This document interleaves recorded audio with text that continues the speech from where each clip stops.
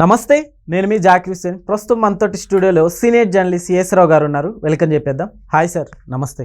నమస్తే. ఇప్పుడు కవిత గారు, ఏపీలో చూసుకుంటే షర్మిలా గారు, ఇద్దరు ఒకే బాటలో వెళ్తున్నట్టు కనిపిస్తుంది సార్. ఏం చెప్తారు అసలుకి? ఇప్పుడు జరుగుతున్నటువంటి పరిణామాలను కనుక చూస్తే అక్కడ అన్నను వ్యతిరేకించి షర్మిల ఫైట్ చేస్తూ ఉన్నారు.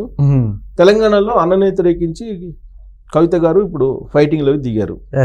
యాక్చువల్గా అన్నను వ్యతిరేకించినటువంటి షర్మిల తొలి రోజుల్లో తెలంగాణలో పార్టీ పెట్టారు.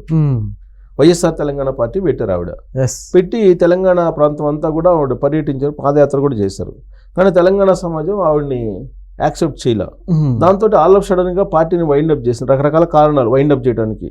తెలంగాణ సమాజం యాక్సెప్ట్ చేయకపోవడం కూడా కాదు, రకరకాల ఫ్యామిలీ ఇష్యూస్, రకరకాల ఇష్యూస్ తోటి ఆవిడ ఆల్ ఆఫ్ సడన్ గా వైండప్ చేసేసి కాంగ్రెస్ పార్టీలో చేరిపోయారు. అది కూడా ఆంధ్రప్రదేశ్ కాంగ్రెస్ పార్టీలో చేరారు.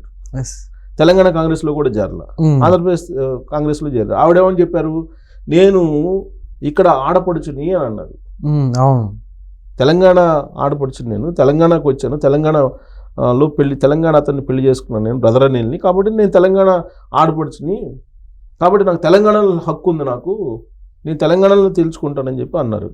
ఆవిడ ఎంత వాయిస్ వినిపించినా కానీ లాస్ట్కి రకరకాల కారణాలు, ఒకవైపు జగన్మోహన్ రెడ్డి గారి ఫ్యామిలీ నుంచి వచ్చినటువంటి ఒత్తిడి కానీ, లేదా ఇతర పొలిటికల్ ఒత్తిళ్ళు కానీ, మొత్తం మీద తెలంగాణని కాదని చెప్పేసి ఆవిడ ఆంధ్రప్రదేశ్ కాంగ్రెస్లోకి చేరిపోవాల్సిన పరిస్థితి ఏర్పడింది. అక్కడ జగన్మోహన్ రెడ్డి గారిని టార్గెట్గా చేసి 2024 ఎన్నికల్లో ఏ విధంగా ప్రచారం చేశారో మనం చూసాం. జగన్మోహన్ రెడ్డి గారికి ఉన్నటువంటి పరువు మొత్తం పోయింది. ఇప్పుడు ఆయనకేమి పరువు ప్రతిష్టలు ఉన్నాయని చెప్పి ఎవరు అనుకోరు. ఎందుకంటే తల్లిని కాదనుకున్నారు, చెల్లిని కాదనుకున్నారు. వాళ్ళ కుటుంబంలో తల్లి వ్యతిరేకిస్తుంది, చెల్లి వ్యతిరేకిస్తుంది. నిజంగా జగన్మోహన్ రెడ్డి గారు మంచివాళ్ళు అయితే సొంత కన్న తల్లి అయినా సరే ఆదరిస్తుంది కదా, సొంత తల్లి అయినా సరే ఆయనకి మద్దతు ఇస్తుంది కదా. కానీ అది లేదు. ఇప్పుడు కోర్టుకు వెళ్ళి ఆ సరస్వతి పవర్ ప్రాజెక్టు విషయంలో జగన్మోహన్ రెడ్డి గారు నాది అంటుంటే విజయమ్మ గారు నాది నీది కాదని ఆవిడ అంటున్నారు. సో ఈ పరిస్థితికి ఆ కుటుంబం వచ్చింది, కుక్కలు చింపినేస్తారులాగా కనిపిస్తుంది. సార్, అయితే ఇప్పుడు కవిత గారు పార్టీ కూడా పెట్టబోతున్నారు అన్నట్టు వార్తలు కూడా వస్తున్నాయి సార్. అయితే ఇక్కడ ఇప్పుడు కవిత గారికి, కేటీఆర్ గారికి ఎక్కడ ఇష్యూ వచ్చిందంటే ఎక్కడ అనుకోవచ్చు? ఇప్పుడు వెరీ సింపుల్, వాళ్ళిద్దరికి ఇష్యూ రావడానికి కారణం ఏంటంటే లిక్కర్ స్కామ్లో కవిత తిహార్ జైలుకు వెళ్ళారు. ఆ సందర్భంగా బీజేపీకి దగ్గర కావాలని, లేదంటే బీజేపీతో కలిసి ఎన్నికలకు వెళ్ళాలని ప్రయత్నం చేశారు కేటీఆర్ గారు ఆ రోజుల్లో. అది వినిపించింది కూడా, ఆ న్యూస్ కూడా వచ్చింది. పైగా ఆయన ఒక స్టేట్మెంట్ కూడా ఇచ్చారు, ప్రాంతీయ పార్టీలు నిలబడవు, జాతీయ పార్టీలతో ఉంటే తప్ప అని చెప్పి ఆయన ఒక స్టేట్మెంట్ కూడా ఇచ్చారు. సరే, ఆవిడ జీవితం గడిపారు. తర్వాత బెయిల్ మీద బయటకు వచ్చారు. బయటకు వచ్చిన తర్వాత ఈ రేస్ వ్యవహారం బయటకు వచ్చింది.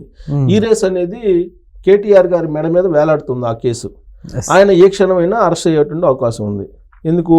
ఇప్పుడు ఈడీ ఎంటర్ అయింది, హవాలా జరిగింది అనేది, మనీ లాండరింగ్ జరిగింది అనేది బయటపడింది. ఈ మనీ లాండరింగ్ జరిగింది కాబట్టి ఈడీ ఎంటర్ అయింది. ఈడీ కోర్టులో ఇప్పుడు ఉంది. ఇప్పుడు రాష్ట్ర ప్రభుత్వం ఏం చెబుతుంది, ఈడీ ఎంటర్ అయింది కాబట్టి మేము అరెస్ట్ చేయలేకపోతున్నాం అని చెప్పి రాష్ట్ర ప్రభుత్వం చెబుతుంది. ఇప్పుడు బీజేపీ వాళ్ళు ఏం చెబుతున్నారు, అసలు రాష్ట్ర ప్రభుత్వంలో ఉన్నటువంటి పోలీసులు సిట్ని ఏర్పాటు చేశారు కదా, సిట్ విచారించింది కదా, మొత్తం ఇన్ఫర్మేషన్ వాళ్ళ దగ్గర ఉంది కదా ఈ రేసుకు సంబంధించి, మరి రాష్ట్ర పోలీసులు అరెస్ట్ చేయొచ్చు కదా అని చెప్పి బీజేపీ వాళ్ళు అంటారు. సో మొత్తం మీద హోల్డ్ చేశారు, ఆయన అరెస్ట్ అనే దాన్ని హోల్డ్ చేశారు. ఈ మధ్య కాలంలో మళ్ళీ నోటీసులు ఇచ్చారు, వారం క్రితం మళ్ళీ నోటీసులు ఇచ్చారు. ఈ క్రమంలో ఆయన అరెస్ట్ అనేది తథ్యం. ఎప్పుడు బీజేపీ పెద్దలు అడ్డుపడకుండా ఉండాలంటే ఏం చేయాలి? కేటీఆర్ బీజేపీలోకి ఆ పార్టీ విలీనం కావటం, లేదంటే పొత్తు పెట్టుకోవటం ఏదో జరగాలి.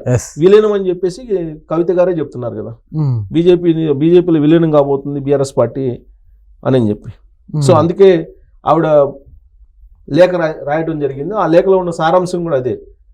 ఆవిడేం చెప్తున్నారు, కేసీఆర్ గారి నాయకత్వంలో మాత్రమే నేను పనిచేస్తా, ఎవరి నాయకత్వంలో నేను పనిచేయను అనేటువంటి అంశాన్ని పొందుపరిచారు ఆ లెటర్లో.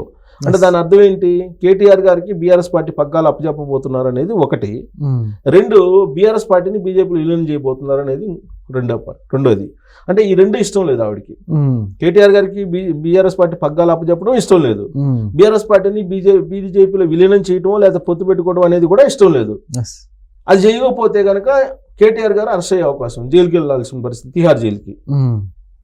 ఆల్రెడీ ఈవిడ జైలుకి వెళ్ళి బయటకు వచ్చింది. బెయిల్ మీద వచ్చారు. సో జైలుకి వెళ్ళి బయటకు వచ్చారు కాబట్టి క్రేజ్ ఉంది, నాకు తెలంగాణ సమాజం ఆదరిస్తుంది అనేటువంటి ఒక ఆలోచనతో ఇప్పుడు కవిత గారు ఉన్నారు.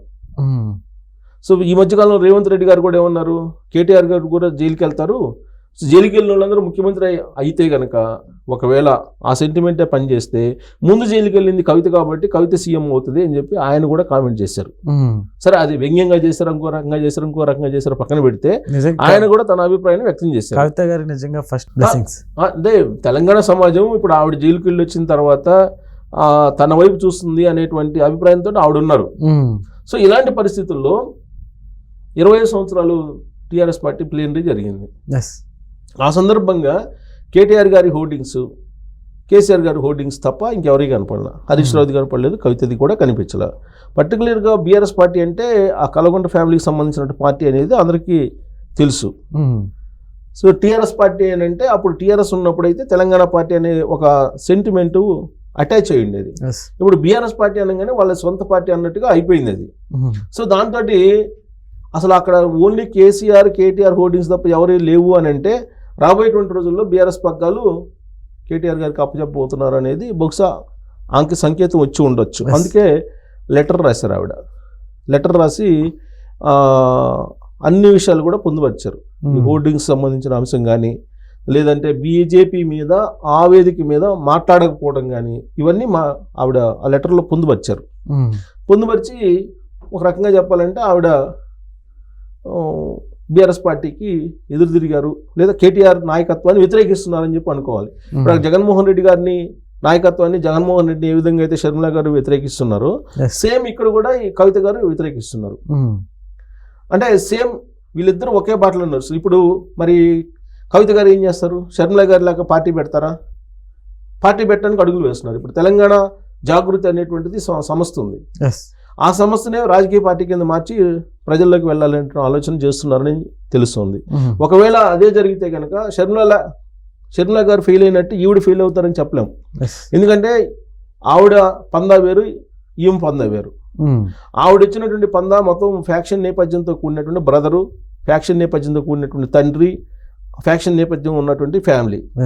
కానీ ఇక్కడ బీఆర్ఎస్కు సంబంధించి ఆవిడ కల్వకుంట్ల ఫ్యామిలీ సంబంధించి తీసుకుంటే కనుక వాళ్ళు తెలంగాణ ఉద్యమం లేదంటే తెలంగాణ వాదాన్ని తీసుకొని వచ్చినటువంటి వీళ్ళు. సో కాబట్టి రేపు కవిత గారి ఆలోచన ఏంది, వాళ్ళ అభిమానులు చెప్తున్న దాని ప్రకారం పార్టీ రిజిస్టర్ చేసిన తర్వాత ఆ పార్టీని ప్రజల్లోకి తీసుకెళ్ళడానికి ఆవిడ పాదయాత్ర చేయబోతున్నారు అని అంటున్నారు.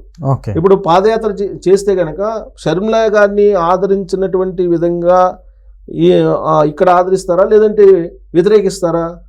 ఇప్పుడు షర్మిలని ఇక్కడ ఆదరించలా తెలంగాణ సమాజం, అక్కడ ఆంధ్రప్రదేశ్లో ఆదరిస్తున్నారు. కానీ ఇక్కడ కవితకి పుట్టినీళ్ళు మెట్టినీళ్ళు రెండు ఇక్కడే. షర్మిలాకి వచ్చేసరికి పుట్టినీళ్ళు ఆంధ్ర, మెట్టినీళ్ళు ఇక్కడ. సో కాబట్టి మెట్టినీళ్ళు ఆయనకు ఆదరణ లేదు. ఇక్కడ పుట్టినీళ్ళు మెట్టినీళ్ళు రెండు ఇక్కడే కాబట్టి తెలంగాణ సమాజం ఆదరించిన ఆశ్చర్యపోవసలే. సో ఆదరించడం జరిగితే కనుక ఇక్కడ కూడా అన్నా చెల్లెళ్ళ ఫైట్ మనం చూడబోతున్నాం. ఆంధ్రప్రదేశ్లో ఏ విధంగా అయితే అన్నా చెల్లెళ్ళ ఫైట్ చూసామో 2024 ఎన్నికల్లో, రేపు రాబోయేటువంటి ఎన్నికల్లో కూడా అన్నా చెల్లెళ్ళ ఫైట్ ఇక్కడ కూడా మనం చూడబోతున్నాం. ఇంతకీ అసలు వీళ్ళకి ఎందుకు ఇలా బ్రదర్స్ని వ్యతిరేకిస్తున్నారు? అసలు అన్నా చెల్లెళ్ళ బంధం అంటే ఇలా ఉండాలి అని చెప్పి ఫోజులు ఇచ్చేటువంటి షర్మిల, జగన్, కేటీఆర్, కవిత మనం చూసాం గత కొంతకాలంగా. అసలు వైఎస్ జయంతి వర్ధంతి వచ్చిందంటే ఇడుపులపై వెళ్ళి జగను షర్మిల ఏ విధంగా అన్నా చెల్లెళ్ళ బంధం అనేది మనం చూసాం. అన్నా చెల్లెళ్ళ బంధం ఎలా ఉంటుందో చూసాం. ఇంతకన్నా అన్నా చెల్లెళ్ళ బంధం ఇంకా ఉండదేమో ప్రపంచంలో అన్నట్టుగా ఫోజులు ఇచ్చేవాళ్ళు, ఫోటోలకు కానీ వీడియోలకు కానీ. సేమ్ ఇక్కడ కూడా రక్షాబంధన్ వస్తే కనుక కేటీఆర్ గారును కవిత గారు ఇద్దరు అన్నా చెల్లెళ్ళ బంధం అంటే ఇలా ఉండాలి అని చెప్పేసి అనుకునేలాగా వీళ్ళు భ్రమింపజేస్తారు. మరి ఇప్పుడు సీన్ కట్ చేస్తే వీళ్ళు రాజకీయపరమైనటువంటి వారసత్వం కోసం, ఆస్తులు అక్రమంగా కూడబెట్టినటువంటి ఆస్తుల కోసం అన్నా చెల్లెళ్ళు విడిపోతున్నారు, కుటుంబాలు విడిపోతున్నాయి, కుటుంబాల్లో అంతర్గతంగా విభేదాలు వస్తున్నాయి. ఇప్పుడు ఏమంటారు, అదేమంటే ప్రజల కోసం అసలు ఏ ఇళ్లలో లేవు అని అంటారు వీళ్ళు. ఏ ఇళ్లలో లేవు, అన్ని ఇళ్లలో ఉంటాయి కదా, మా ఇంట్లో ఉంటే తప్పేంటి అన్నట్టుగా మాట్లాడతారు. అంటే అన్ని ఇళ్ళకి వెళ్ళిటికి ఒక ఒకటేనా? ప్రజల సొమ్ముని దోచుకొని దాచుకున్నారనేటువంటి ఆరోపణలు ఎదుర్కొంటున్నారు వీళ్ళు. దాదాపుగా 2001 నాటి ఆస్తులు ఎంత కల్వకుంట్ల ఫ్యామిలీ, ఇప్పుడు ఆస్తులు ఎంత అనేది తెలంగాణ సమాజంలో చిన్న పిల్లోడిని అడిగినా చెప్తారు. మరి ఆ ఆస్తులను సంపాదించుకొని డైమండ్స్, కేజీల కొద్ది బంగారం, తర్వాత గోనె సంచుల్లో డబ్బు, ఆ పత్రాలన్నింటినీ శ్మశానంలో దాచిపెట్టారని చెప్పేసి ఇప్పుడు లేటెస్ట్గా న్యూస్. అవునా సార్? ఆయన బీఆర్ఎస్ పార్టీకి సంబంధించిన అంటే టీఆర్ఎస్ పార్టీకి వ్యవస్థాపక సభ్యుల్లో ఒకళ్ళు దిలీప్ చెప్తున్నారు ఇప్పుడు. ఓకే. అసలు మొత్తం సంపాదనకు సంబంధించిన దస్త్రాలు ఇక్కడెక్కడ శ్మశానంలో బస్తాలతో దాచిపెట్టారు, శవపేటికల్లో వేసి అని చెప్పి ఆయన చెప్తున్నారు. అది ఎంత నిజమో లేదంటే ఎగ్జాగరేట్ చేస్తున్నాడు ఆయన మనకు తెలియదు, కానీ ఆయన టీఆర్ఎస్ పార్టీ వ్యవస్థాపకుల్లో ఒకళ్ళు, ఆయన నమ్మదగ్గ వ్యక్తి. ఆయన ఆధారాలు లేకుండా చెప్పరు. కపిలవాయి దిలీప్ కుమార్ గారు ఆయన ఈ మధ్య ఎక్కడో చెప్పారు, నేను విన్నాను, నేను చూశాను ఆ స్టేట్మెంట్ కూడా. అంటే దస్త్రాలని బస్తాల్లో వేసి శ్మశానంలో శవపేటికల్లో పూడ్చిపెట్టారంట శ్మశానంలో.